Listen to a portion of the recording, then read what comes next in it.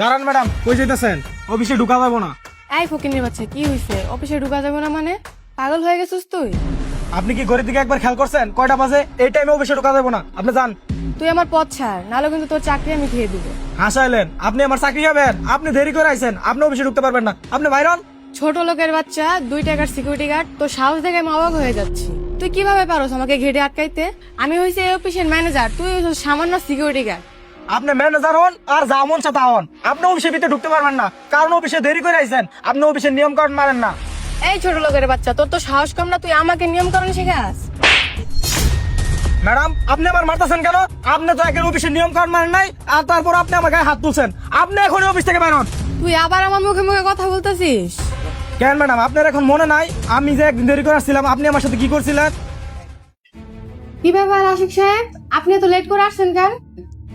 Madam, হঠাৎ করে না মা অসুস্থ হয়ে গেছে, এর লেগা মায়ের একটু হাসপাতালে লয়ে গেছিলাম, এর লেগে আইতে আইতে দেরি হয়ে গেছে গা। অফিস চলবে অফিসের নিয়ম মতো। আপনি যদি ঠিক মতো ডিউটি করতে পারেন তাহলে আসবেন, আর যদি না পারেন তাহলে আসার দরকার নেই। ম্যাডাম, আপনি তো জানেন আমার প্রতিদিন লেট হয় না।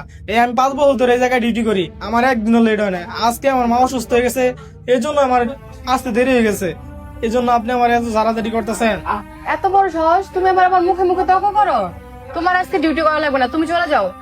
ম্যাডাম, আমার কথাটা বোঝার চেষ্টা করেন। কোনো কথা বুঝাবুঝি নেই, তুমি এখনই বের হও। এখন মনে পড়ছে আপনার? দাঁড়ান, আমি স্যারকে ফোন দিতেছি। আমি আপনার অফিসে ডিউটি করতে দিব না। হ্যালো স্যার, একটু গেটের সামনে আসেন তো। আচ্ছা স্যার, আসেন। কি ব্যাপার আশিক, তুমি এভাবে আমাকে গেটে ডাকলা?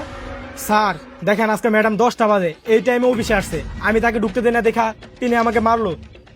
স্যার, আপনার এটা বিচার করতে হইব। আমি একদিন দেরি করে আসছিলাম বিদায় ম্যাডাম আমাকে অফিসে ডিউটি করতে দেয় নাই। কি ব্যাপার নুসরাত, আপনি ওর গায়ে হাত তুলছেন কেন? আপনি তো একটি লেট করে এসে অন্যায় কাজ করছেন, আবার ওর গায়ে হাত তুলছেন? আপনি এত বড় সাহস কোথায় পেলেন? স্যার, আপনি আমার কথা একটু বোঝার চেষ্টা করেন। আমার বাসায় একটু ঝামেলা হয়েছিল, তার কারণে আমার আসতে লেট হয়ে গেছে।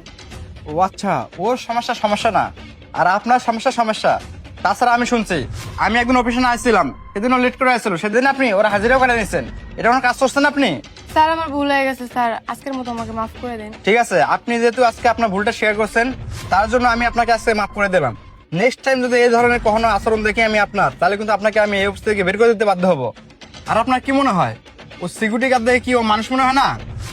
যান তাহলে, আজকের মতো আমি আপনাকে মাফ করে দিলাম, এখন গিয়ে ডিউটি করেন। ঠিক আছে স্যার।